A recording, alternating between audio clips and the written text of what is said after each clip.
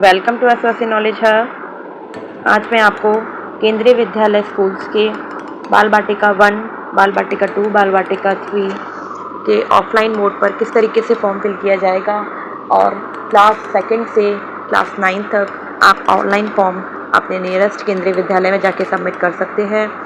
Form को मैं description में आपको डाल दूँगी। इस तरीके का फॉर्म है जो कि आप प्रिंट आउट ले सकते हैं और ऑफलाइन मोड में जाके स्कूल में सबमिट करवा सकते हैं। फॉर्म को कैसे फिल करना है उसके लिए आज मैं एक वीडियो लेकर आई हूँ। वीडियो को अंत तक ज़रूर देखें। मेरे चैनल पर आप नए हैं तो चैनल को सब्सक्राइब करना ना भूलें। एसओसी नॉलेज हब एजुकेशन से जुड़े हुए नए नए नोटिफिकेशंस लेकर आता रहता है। लाइक शेयर करना ना भूलें। आइए देखते हैं किस तरीके से फॉर्म को फिल करना है। तो दोस्तों देखिए, इसमें सबसे पहले आपको यहाँ पर आप किस केंद्रीय विद्यालय में अप्लाई कर रहे हैं, किस रीजन में आता है और किस एरिया में आता है वो फिल करना है। यहाँ पर किस क्लास में आप पंजीकरण करवाना चाहते हैं, लाइक बाल बाटिका 1, बाल बाटिका 2 या क्लास सेकंड, थर्ड, इस तरीके से आपको फिल करना है। बच्चे का पासपोर्ट साइज़ फ़ोटोग्राफ आपका होना चाहिए। विद्यार्थी का पूरा नाम आपको कैपिटल लेटर में फिल करना है। First name, middle name and last name तीनों ही एक साथ फिल किए जाएंगे, बट कैपिटल लेटर में आपको फिल करना है यहाँ पर। देन जेंडर क्या है, फीमेल, मेल, वो आपको टिक लगाना है। देन बच्चे की डेट ऑफ बर्थ क्या है वो आपको फिल करनी है, डे, मंथ एंड ईयर में। देन वर्ड्स में भी लिखना है, लाइक 13 अक्टूबर 2019, उसको आपको लिखना है वर्ड्स में भी। 13 अक्टूबर 2019, इस तरीके से। 1 अप्रैल 2024 को आपकी बच्चे की उम्र क्या है वो आप कैसे कैलकुलेट करेंगे वो मैं बता देती हूँ आपको। देखिए इसमें लिखा हुआ है ईयर, मंथ एंड डे। देखिए इसके लिए समझते हैं हम। जैसे 1 अप्रैल 2024 और आपके बच्चे की डेट ऑफ बर्थ है सपोज 13 अक्टूबर 2019, तो आप कैसे कैलकुलेट करेंगे इसको? डेज तो आप कैलकुलेट कर लेंगे। जैसे 1 का मारा है तो 12 डेज आज निकल के आ गया ये। तो अब इधर 4 मंथ्स है और इधर आ रहा है नीचे अक्टूबर, तो आप 1 ईयर यहाँ से कैरी ओवर कर लेंगे। इट मीन्स 12 ये और प्लस 4 हो गया आपका 16। 16 में से आप 10 माइनस करेंगे तो ये आपके आ गए 6 मंथ्स।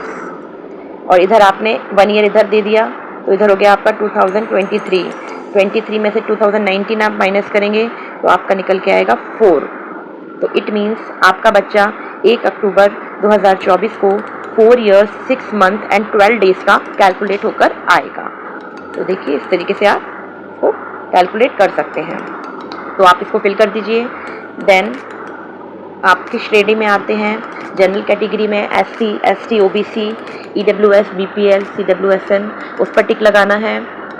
और उसके साथ ही आपको इसका सर्टिफिकेट भी आपको संलग्न करना पड़ेगा कि अगर आपका SC कैटेगरी है या कोई कास्ट सर्टिफिकेट है या EWS का सर्टिफिकेट है तो वो भी आपको अटैचमेंट करना पड़ेगा। ब्लड ग्रुप क्या है बच्चे का वो आपको लिखना पड़ेगा। आधार नंबर अगर बच्चे का बनवाया हुआ है, अगर है तो आप लिख दीजिए, नहीं है तो कोई बात नहीं है। और मदर एंड फादर की डिटेल सारी फिल करनी है। यहाँ पर मदर का नेम आएगा, यहाँ पर फादर का नेम आएगा। कैपिटल लेटर्स में लिखना है। नेशनैलिटी क्या है, इंडियन फिल करना है आपको। ऑक्यूपेशन, अगर आपकी मदर जॉब करती है यहाँ पर तो क्या ऑक्यूपेशन एंड डेजिग्नेशन है उनका, फादर की क्या जॉब है वो फिल करना है। किस ऑफिस में कार्यरत है वो फिल करना है। एड्रेस आ जाएगा, वहाँ का फ़ोन नंबर आ जाएगा। छोटे छोटे अक्षरों में आप लिखिएगा। और आपका रेजिडेंशियल एड्रेस क्या है वो यहाँ पर फिल कर देना है आपको। घर से लेकर स्कूल तक आपका कितना डिस्टेंस है, लाइक 1 किलोमीटर, 2 किलोमीटर, इस तरीके से अप्रॉक्सीमेट फिल करना है। एनुअल इनकम क्या है, अगर मदर हाउसवाइफ है तो कुछ नहीं आएगा, नील डैश लगा दीजिएगा। अगर है तो कितनी एनुअल इनकम है, वर्किंग है, फादर वर्किंग है तो उनकी एनुअल इनकम क्या है। वार्षिक आय पूछा गया है इसमें, तो मंथ के हिसाब से आप एनुअल इनकम कैलकुलेट कर लीजिएगा। देन अगर कोई ट्रांसफर्स का केस है तो आगे इसमें सर्टिफिकेट लगा हुआ है, डिटेल्स फिल करनी है कि आपके कितने ट्रांसफर्स हो चुके हैं 31 मार्च 2024 तक। लाइक 6 ट्रांसफ़र हुए हैं तो 6 फिल करना है, 5 हुए हैं तो 5 फिल करना है, नहीं है तो कुछ भी फिल नहीं करना है। दैन किसकी कैटेगरी में आते हैं?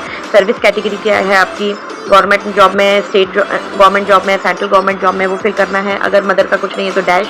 दैन फादर का है तो वहाँ पर आप डिटेल फिल करेंगे, अगर नहीं है तो उसको ब्लैंक छोड़ देंगे। देन अगर है तो कर्मचारी कोड आपका एम्प्लॉय कोड आ जाएगा यहाँ पर। मदर का है तो मदर का, फादर का है तो फादर का। देन मेल आईडी, देन आपके यहाँ पर सिग्नेचर कर दिए जाएंगे कोई भी एक पेरेंट की। देन इसमें आगे देखिए सर्विस सर्टिफिकेट की आपकी डिटेल लगानी है। अगर कोई पेरेंट फादर या मदर या दोनों ही सेंट्रल गवर्नमेंट जॉब में हैं तो उसमें किसी एक की आप डिटेल फिल कर सकते हैं। फादर का नेम, किस पद पे हैं, हिंदी और इंग्लिश दोनों में लिखा गया है, आप किसी एक में आप फिल कर सकते हैं, चाहे इंग्लिश में फिल कर दीजिए चाहे हिंदी में फिल कर दीजिए। तो फादर का नेम, डेजिग्नेशन, कौन से डिपार्टमेंट में है, किस ऑफिस या मिनिस्ट्री में वर्किंग है, किस पोस्ट में है, अगर इसमें से कुछ है तो आप उस पर टिक करिए। देन आपको यहाँ पर अपने ऑफिस से वहाँ की स्टैंप और हेड ऑफिसर के सिग्नेचर होनी चाहिए, वहाँ का पूरा complete address and telephone number, place and date, ये आपको ऑफिस से अटैच्ड करवाना है यहाँ पर डिटेल। सेम उसी तरीके से अगर आप स्टेट गवर्नमेंट जॉब में हैं तो आपको यहाँ पर सेम अपना नाम, डेजिग्नेशन, किस पद पर हैं आप, और यहाँ पर ऑफिस का आपका स्टैम्प और वहाँ पर कार्यरत अध्यक्ष का नाम, पद एंड सिग्नेचर मोहर आ जाएगी यहाँ पर। तो इस तरीके से then certificate of number of transfers, और इसमें नीचे लिखा गया है कि नंबर ऑफ ट्रांसफर्स में वो डिटेल्स फिल करनी है। पीरियड ऑफ पोस्टिंग या stay at the must be at least 6 month, आप वहाँ पर कम से कम 6 महीने रुके हों तब वो आपका एक ट्रांसफ़र कैलकुलेट किया जाएगा। अगर फादर का है तो यहाँ पर फादर की डिटेल, किस पद पर है वो, 31 मार्च 2024 तक पिछले 7 सालों में उनके कितने ट्रांसफ़र हो चुके हैं, लाइक 7, 6, 4, तो वो नंबर मेंशन करना है और उसको वर्ड्स में भी लिखना है। देन यहाँ पर अगर आप 4 मेंशन करते हैं तो उन 4 ट्रांसफ़र्स की डिटेल आपकी यहाँ पर आ जाएगी, किस प्लेस से, किस डेजिग्नेशन से कब तक रहे वहाँ पर, आप कितना पीरियड स्टे किया आपने, ऑर्डर नंबर क्या था आपका ट्रांसफ़र का, तो उस तरीके से फिर वहाँ पर आपके लास्ट जिस पे कार्यरत हैं आप ट्रांसफ़र के, वहाँ के ऑफिसर की सिग्नेचर, स्टैम्प लगेगी और वहाँ का पूरा कंप्लीट एड्रेस आ जाएगा।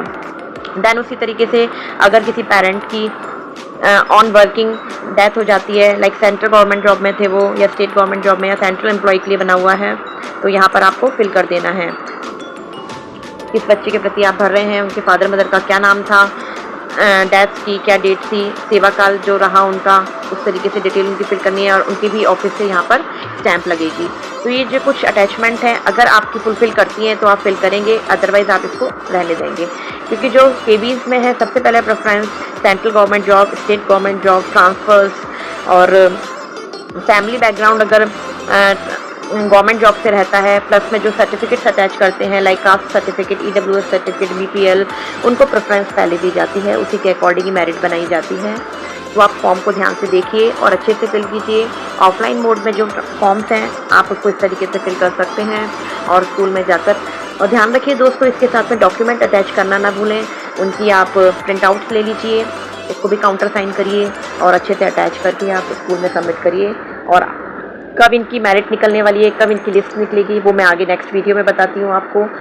जब तक के लिए आप मेरे चैनल को सब्सक्राइब करिए, ऐसे नॉलेज हब पर बने रहिए और इसी तरीके से एजुकेशन से नए नए नोटिफिकेशन लेने के लिए मेरे चैनल को लाइक शेयर करना ना भूलें। धन्यवाद।